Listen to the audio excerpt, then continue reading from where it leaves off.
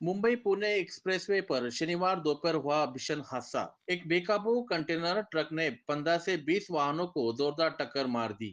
इनमें बीएमडब्ल्यू और मर्सिडीज जैसी लग्जरी कारें भी शामिल थी। हादसा इतना भयानक था कि कई गाड़ियों के परखच्चे उड़ गए।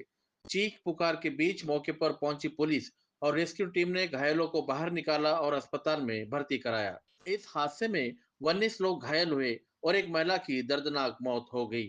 यह हादसा रायगढ़ के खोपोली इलाके में न्यू टनल और फुट मॉल के बीच हुआ।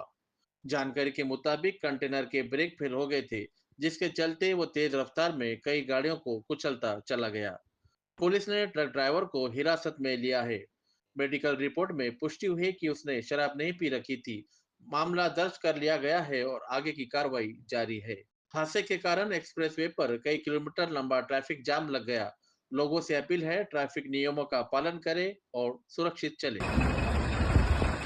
एक एक मिनिट हो दे हो दे हो दे हो दे हो दे एकच लाईन चालू ठेवला पाहिजे एक लाईन चालू एक लाईन चालू ठेव एक लाईन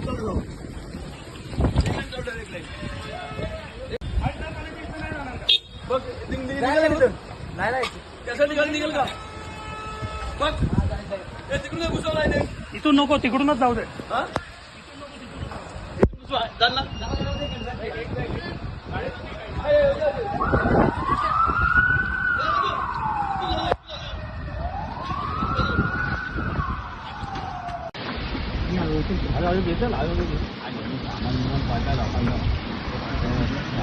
बरा फुटला नाही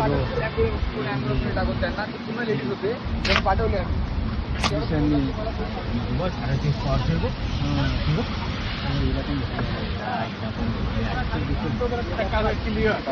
बाहेर निघाला असं झाला म्हणजे टोचनवाल्याचे फुल माझ्या आवाज ट्रकवाला पण अरे ही बघ मारली तो पुढे टायर ना फुटला त्याला आग लागली त्या गाडीला बघ आई याची तर वाटच लागली